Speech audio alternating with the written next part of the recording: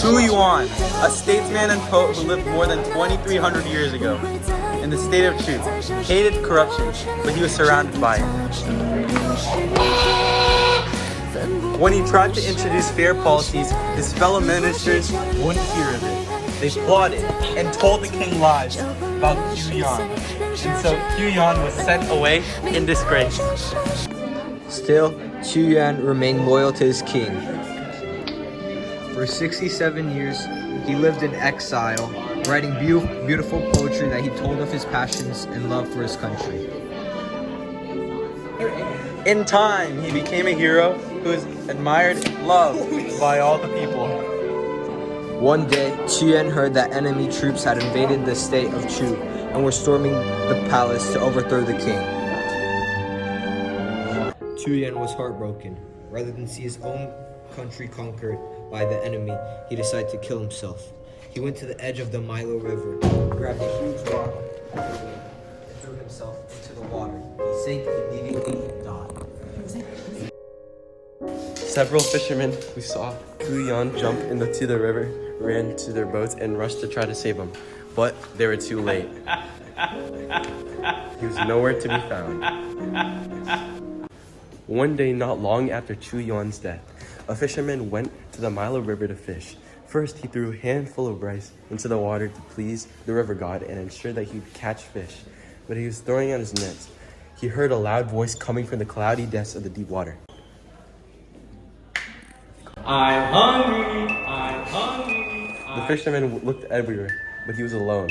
Slightly puzzled, he decided that he imagined the voice. He continued to fish, but even after several hours, he had still not caught everything.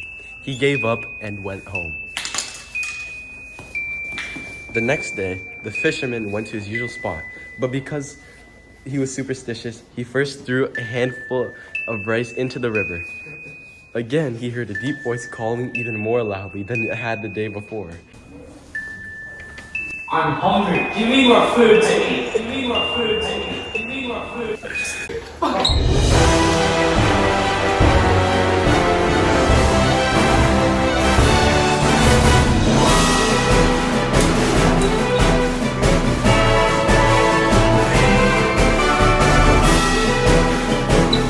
Official actor switch from Jaden Harjani to Nick Mo. Once again, the fisherman looked everywhere, but there was no one. He threw out his nets and waited, and waited, and waited. Finally, he gave up and went home empty-handed. On the third day, the fisherman took no chances. He brought a heavy bag of rice with him. Once he reached his customary spot, he dragged the bag to the edge and dumped all the rice into the river. There, he thought that should appeal the river god.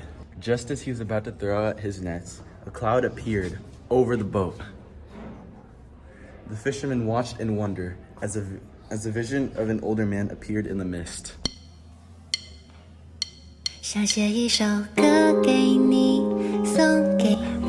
Who are you? Asked the fisherman. I am the spirit of Chu Yuan. The poet, the vision said. I am very hungry.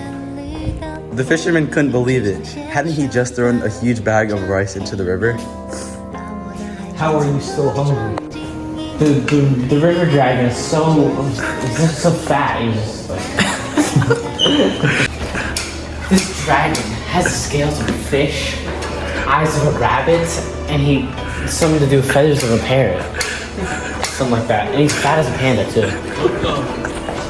What can I do? Wrap some stuff with bamboo leaves. Can I do for you? Here's what you have to do.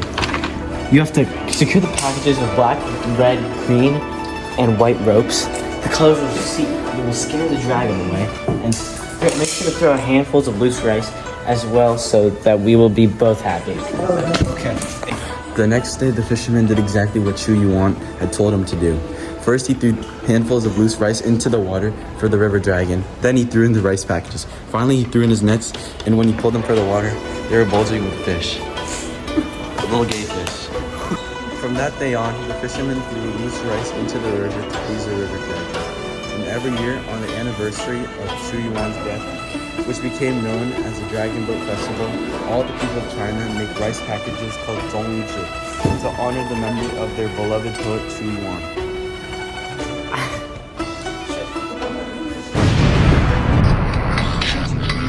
good. Good shot. Look at